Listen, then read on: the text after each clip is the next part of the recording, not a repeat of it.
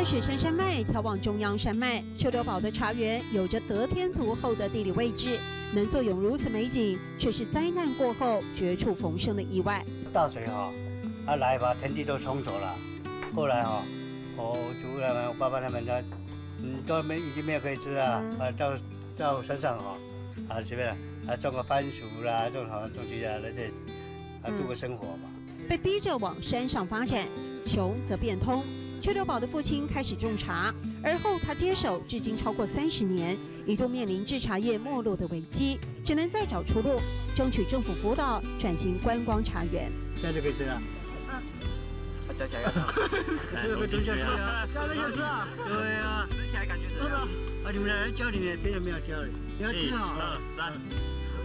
刚开的时候比较苦一点到后来吞在里面就很干了。吞下去。对，吞下去就好了。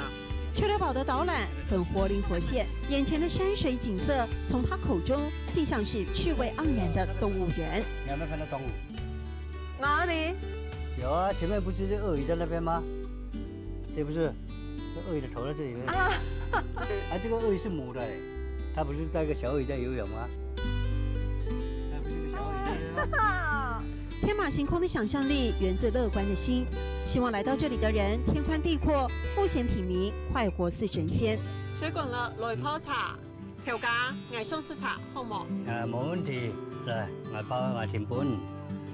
我想喝茶，嗌送司茶，我倒给你，嗌金本五，嗌金本五。